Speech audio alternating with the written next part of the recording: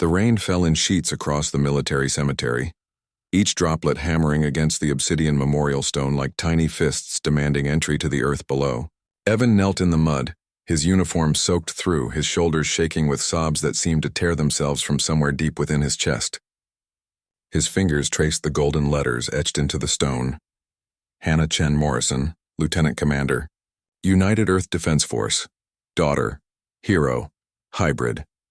He didn't care that the Valorian delegation stood 50 meters away under their shimmering energy shields, their reptilian faces impassive as they observed the human ritual of grief. He didn't care that news drones circled overhead like vultures, broadcasting his breakdown to billions across the galaxy. His daughter was gone and the universe felt emptier for it. "I'm so sorry, baby girl," Evan whispered, his voice cracking. "I should have stopped you. I should have said no when they asked for volunteers." What he didn't know, what he couldn't know, was that Hannah was standing less than 10 feet away, her form invisible to human eyes, watching her father's heart break in real time. The hybrid program had been humanity's desperate gamble. When the Krethic swarm had swept through the Orion Arm like a plague of locusts, consuming entire worlds, the younger races had found themselves hopelessly outmatched. The Krethics were perfect killing machines, adaptive, relentless, and utterly without mercy.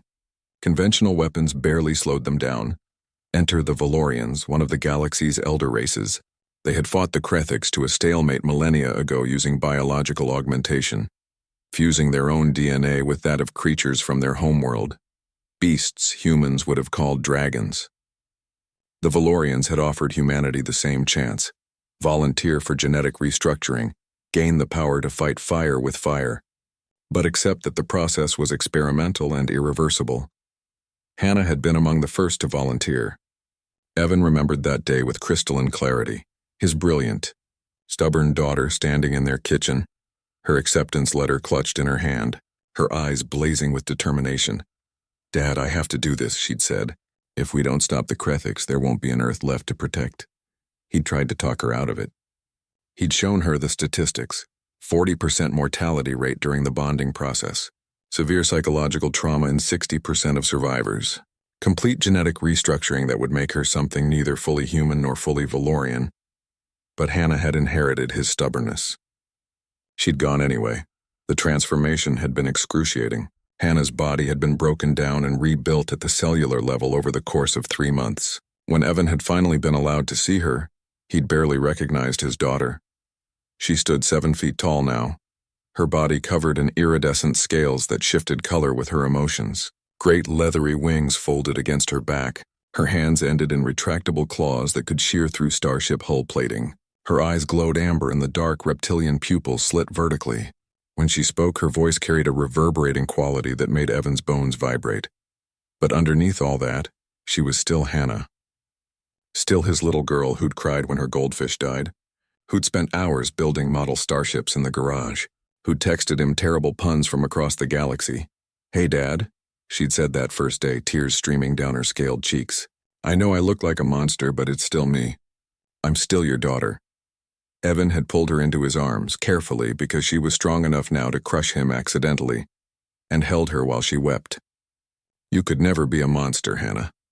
Never." The hybrid units had turned the tide of the war. Hannah's squadron, the 77th Dragon Breath Battalion, had become legendary. They could fly through space without ships, breathe plasma hot enough to melt through Krethic's carapaces, and fight with a ferocity that made even the elder races pause in respect. But victory had come at a terrible cost. The Battle of Kepler Station had been the final confrontation. The Krethics had sent their entire remaining fleet in one desperate push to break through Earth's defensive line. The hybrid battalions had met them in the void, and for 6 hours the space around Kepler Station had been filled with plasma, claws, and screaming. Hannah's squadron had held the center. When her wingmen had fallen, she charged the Krethic's flagship alone, tearing through its hull and destroying its quantum core from the inside. The explosion had been visible from Earth, a new star blooming briefly in the night sky. They'd found her body 3 days later, drifting in the debris field. The medical team said she'd been dead before the explosion, her body too damaged to regenerate.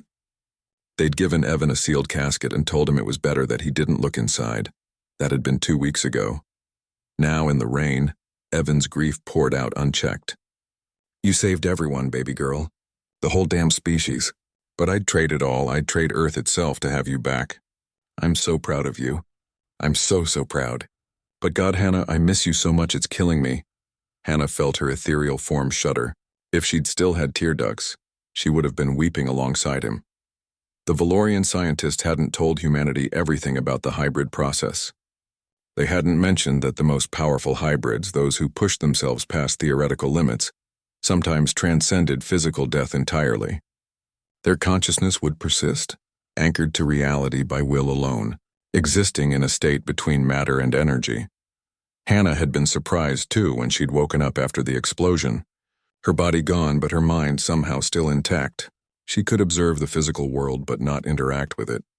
She was a ghost, powerful, aware, but utterly alone. She'd tried everything to communicate with her father. She'd stood in his quarters, screaming until her voice should have shattered windows. She'd tried to move objects, to manifest physically, to send dreams. Nothing worked. The barrier between her state of being and baseline reality was absolute, or so she'd thought. As Evan's sobs grew more anguished, Hannah noticed something strange. The rain around her father was beginning to move oddly, droplets swirling in patterns that defied physics. The air itself was responding to her grief, to her desperate need to comfort him. She focused, pouring every ounce of will into the physical world. The rain began to glow, faint amber light spreading from Hannah's position. The light coalesced, forming words in the air above the gravestone. I'm here, Dad, I'm still here. Evan's head snapped up, his eyes widening. Hannah? The light pulsed. Always watching, always proud of you too. Around the cemetery, the Valorian delegation stirred, their instruments detecting energy readings that shouldn't exist. One elder stepped forward, her ancient eyes seeing what humans could not. The brilliant, impossible form of Hannah's transcendent consciousness. Remarkable, the Valorian whispered. In 10,000 years, we've never seen one so strong. Evan stared at the glowing words, understanding dawning on his tear-streaked face. His daughter wasn't gone. She'd become something new, something unprecedented. The thought should have terrified him, but instead he felt overwhelming relief. I love you, Hannah, he said, his voice steady now. No matter what form you take, the light pulsed again, warm and bright. Love you too. Dad, now go home, get out of the rain, you'll catch cold. Despite everything, Evan laughed, a sound like breaking ice. That was his daughter, all right. Even death couldn't stop her from worrying about him. As he stood and walked away, Hannah's consciousness followed, a guardian angel made of starfire and will, watching over her father as he'd once watched over her. Humanity had evolved beyond the elder race's expectations once again,